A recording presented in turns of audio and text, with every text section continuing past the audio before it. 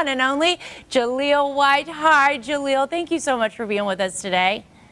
How you doing, Sierra? Good morning to you. Good morning. All right, obviously we know you. You've got all kinds of TV experience, including other game shows. What really drew you to this particular show?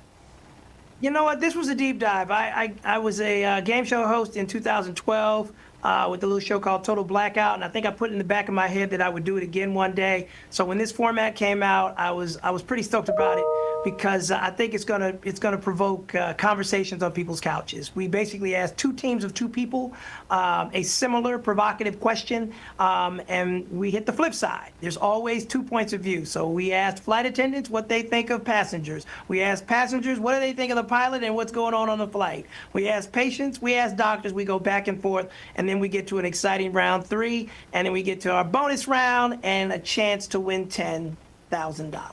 Oh my goodness, this sounds like so much fun. Have there been any answers that really surprised you? I mean, the answers are out there, so Yeah. it's really more the reactions to the answers that they get to choose from. The handsome, charming host. The conversation is pretty fun. Like I said, we want to get people talking at home. We want people to put their phones down for a second and see if they're good enough to actually play along from home. And if you're brave enough, find us and come be a contestant.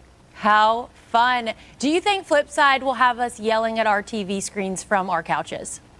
Yes, but I promise you, the flip side will have you yelling at your TV screen. I hope in a good way, but sometimes maybe in a bad way. I love it. And then, Julia, I have to ask from a host perspective, do you have a favorite moment from hosting Flipside? Woo, I've got a few favorite moments, man. I mean, Bear Belt are really interesting people from all over the country. You know, we've done Soul Train lines. I really interact with the contestants. We always allow the contestants to show off their special abilities or skills. So we've had karate demonstrations. We've had ballet demonstrations. So whatever they want to bring at me, I got to stay on my feet and play with them. So much fun. All right, what are you hoping all viewers gain from watching Flipside? I hope all the viewers gain the idea that they could win $10,000.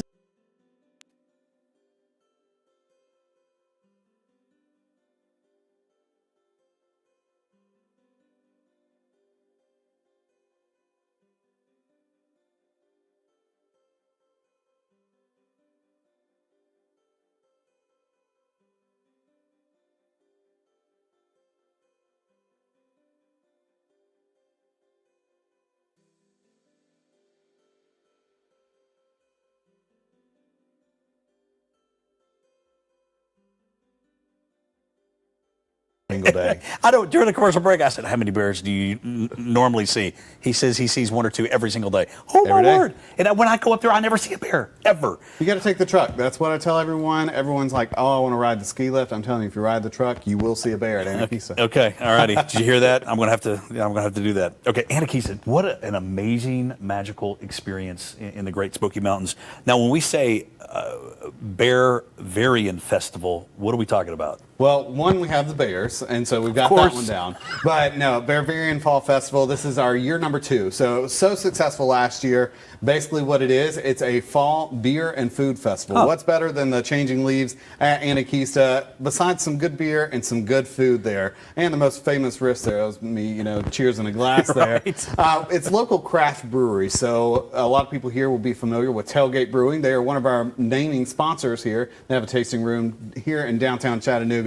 And then also Black Horse Brewing out of Alcoa and Clarksville, Gypsy Circus Cider out of Johnson City, and then Highland Brewing out of Asheville, North Carolina. We're super excited to partner with them once again. So basically what it is, just like our UTA that happened this summer, United Taste, that was the last time I was here. Yeah, you get your tasting card.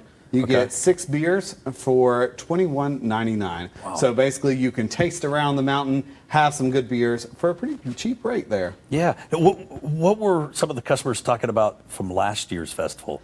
So last year, our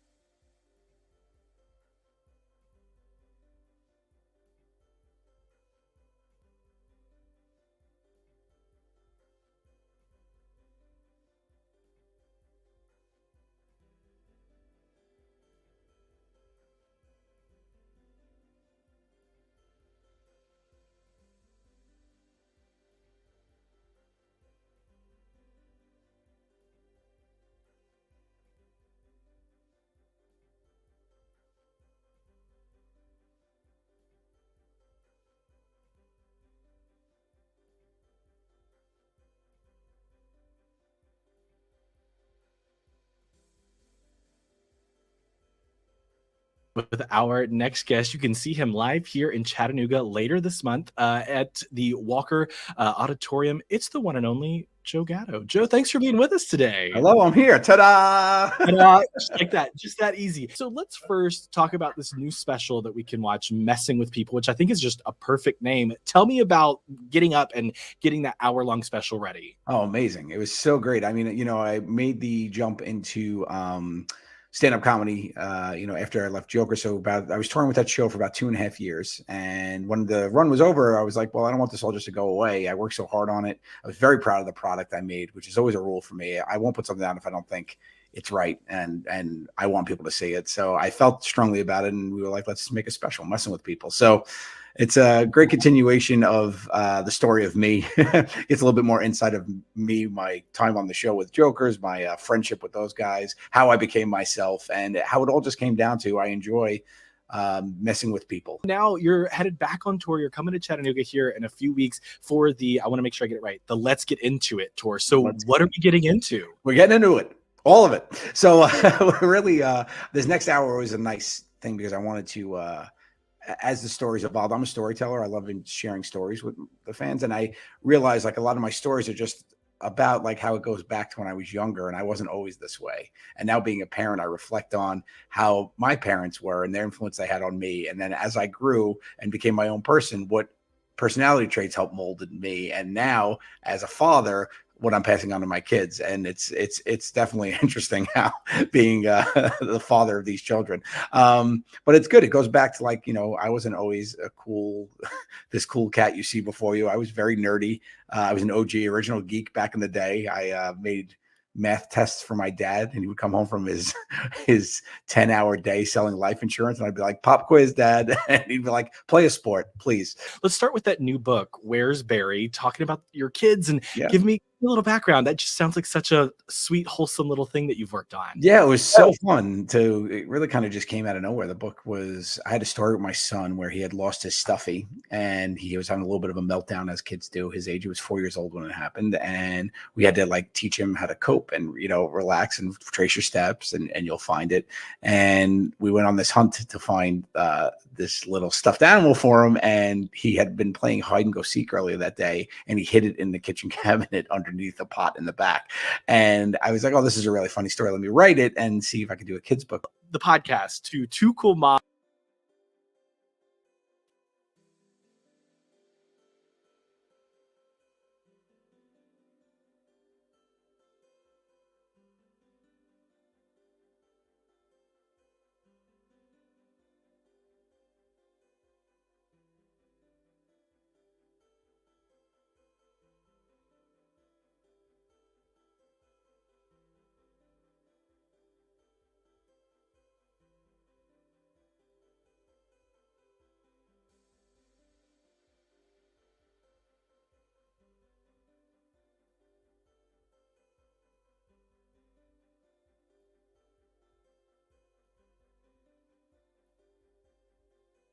That we're about to dive into. So Tiffany, what is this going to be like? Obviously, we need to come hungry. Yes, come hungry, come prepared to listen to some amazing bands. We have Newgrass Express in the morning. In the afternoon, we have Dallas Walker in Nashville playing. Huge band, lots of fun, family activities, inflatables, face painting, and then, of course, a lot of food trucks and craft vendors there. Now, I ask you this every time. I want to make sure we get this. We're seeing pictures of your past events, but the Chattanooga Street Food Festival. Obviously, we come hungry, but we don't pay an entry fee to get in, right? No, it is free to get in, and you just choose which food vendor you want to eat at and support, and grab a table and a chair and listen to some music. It's going to be fun. Yeah. Truckin' Eats. I love the logo. Thank you. Becky, how long have you been doing this? A year and a half.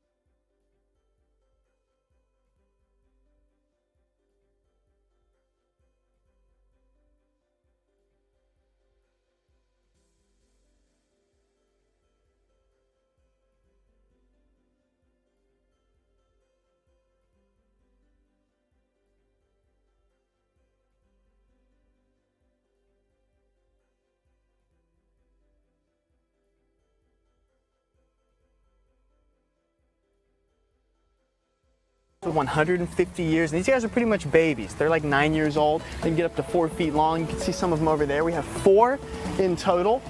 So they've served as ambassador animals before, but now they're actually on exhibit for everyone to see. They're really cool. Right. So next to them is our entirely new giraffe yard. Okay. It's 20,000 square feet, so it's more than doubling the giraffe's current outdoor space. Yeah. It looks like nobody's out there right now, so they do have access to this yard, their other giraffe yard, and the indoor space that they already have. So we're still doing feedings over there, and we still have our 3 male giraffes, but word on the street is we might be getting another giraffe at some point. So I can neither confirm nor deny, but it's been discussed. So now that we have all this extra space, we'll have to see. But the boys have definitely been enjoying coming out in their new yard, eating off of some of the trees, things like that. Amazing. I'm sure I'll get to feed some later too, right? We can feed some, yeah, absolutely. Yes, I cannot Absolutely. wait. All right, what's next? Yeah, so as you walk through the zoo, we're about to go over a bridge here and officially enter the entirely new Cape of Africa expansion. Okay. As we mentioned, this is our biggest expansion ever. It's at $3.9 million. Wow. Including those money. 5 new exhibits. So we're really excited for everyone to come out, connect with these new animals, and see some animals that Chattanooga Zoo has never had before. Cool. Let's look right here for right now. That is one of our servals. The other one is actually underneath that platform right there, right next to her. So our servals are sisters. It's Kiombe and Kabeti. They're both 9 years old. They're an African cat, usually weighing about 20 pounds. So they're pretty cool. Wow, yeah, I've never seen any cat like that. Yeah, not your average house cat, that's for sure. They can actually jump 9 feet in the air. So that's kind of why we have those trees up there, so they can jump and climb up and explore.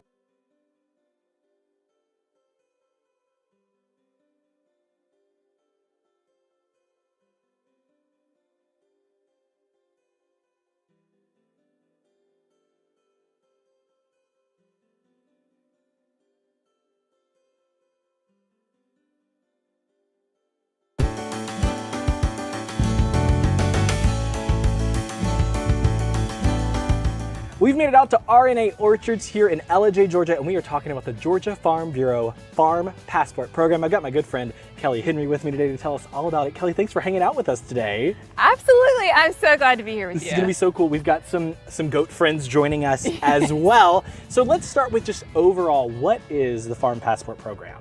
So this is a collection of 100 farms across the state of Georgia that invite you to come and see what they're doing. So we have everything from apple farms to goat and sheep farms, to everything in between, vegetables, anything you can eat, pecans, honeybee farms. Oh, okay. So all the Who things, knew? A to Z in Georgia is what we like to say. And so the Farm Passport is your way to go. Like if you're going to visit another country and you get your passport stamped, you take your Farm Passport and you literally get stamps, special stamps at every single farm that you go to. Okay. And then you earn your way to some really cool things. And we're gonna get to that in a minute. Don't worry, don't worry. And we were talking earlier, Kelly, too, and agriculture is the #1 export or #1 business industry here in Georgia, right? Absolutely. So it's so important to our economy, but also food security is national security. Yes. So I think it is amazing that we get to see those folks who are growing our food every day. Doctors, lawyers, construction workers, very, very important people. Yes. But a farmer, we don't think about. But you know what? I need them at least 3 times a day, if not more. So. Oh yeah, 2 or 3 snacks too. We're gonna say like 6 or 7. That's right. 6 or 7. Yes. Well, let's keep going, Kelly. I see some flowers over here, and we might talk about some prizes we can win along the way. So let's go.